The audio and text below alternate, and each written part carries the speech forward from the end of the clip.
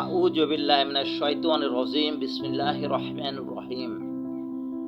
আজ আপনাদের সাথে একটি গুরুত্বপূর্ণ মসজিদ নিয়ে কথা বলবো, যে মসজিদ মানব জাতির ঐতিহ্য, যে মসজিদ মানব জাতির জন্য ইতিহাস, যে মসজিদ মানব জাতিকে জানা অতীব জরুরি, সেই মসজিদ নিয়ে কথা হবে।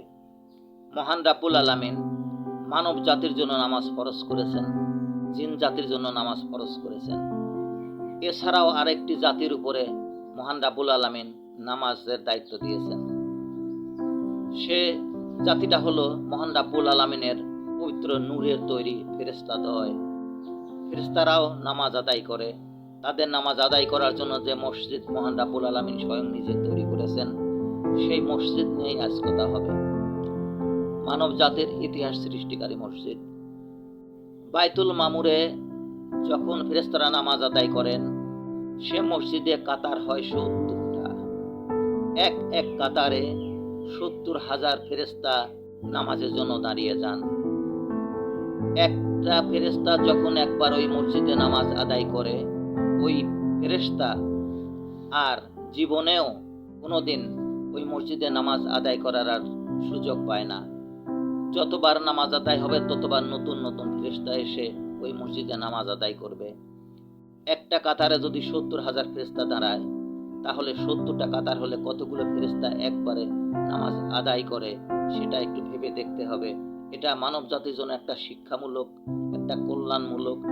মানব জাতির উপর কেন নামাজ ফরজ করা হয়েছে? তাহলে বুঝতে হবে যে ফেরেশতাদের উপরে নামাজ মহান রাব্বুল আলামিন দায়িত্ব দিয়েছেন, আর জিন জাতি এবং মানুষ জাতির উপর নামাজ ফরজ করেছেন। তো ফেরেশতারা যখন ওই মসজিদে নামাজ আদায় করে, তখন নতুন নতুন ফেরেশতারা এসে আবার পুনরায় জামাত শুরু হয়, নামাজ আদায় করে। কিন্তু কোনোদিনও একজন ফেরেশতা দ্বিতীয়বার নামাজ পড়ার সুযোগ পায় না। এই নামাজের সিস্টেম শুরু থেকে, সৃষ্টির শুরু থেকে কিয়ামত পর্যন্ত ইনশাল্লাহ চলতেই থাকবে, আর নতুন নতুন ফেরেশতা এসে নামাজ আদায় করবে। এই বাইতুল মামুর মসজিদ আমাদের মানুষের জন্য একটা ঐতিহ্য, একটা ইতিহাস, একটা হিদায়াতের পথ। আমরা যদি এই মসজিদ সম্বন্ধে না জানতে পারি, তাহলে আমাদের নামাজের উপর আগ্রহ আসবে না, নামাজের গুরুত্ব আমাদের অনুভব হবে না, নামাজ কেন আদায় করতে হবে সেই জিনিসটা আমরা ভালো করে উপলব্ধি করতে পারবো না। তাই আসুন, মহান রাব্বুল আলামিন আমাদের উপরে যে নামাজ ফরজ করেছেন, কিয়ামতের ময়দানে এই নামাজ নিয়ে প্রশ্ন করা হবে। সর্বপ্রথম নামাজ নিয়ে প্রশ্ন করা হবে, তুমি নামাজ পৃথিবীতে আদায় করেছো কিনা, নামাজ পৃথিবীর বুকে প্রতিষ্ঠা করেছো কিনা। নামাজ শুধু নিজে পড়লে হবে না, নামাজ অন্যকে পড়ার জন্য তাগিদ দিতে হবে। আপনার পরিবারের সবাইকে তাগিদ দিতে হবে তারা যেন নামাজ আদায় করে। আপনার প্রতিবেশীদেরকে তাগিদ দিতে হবে তারা যেন নামাজ আদায় করে।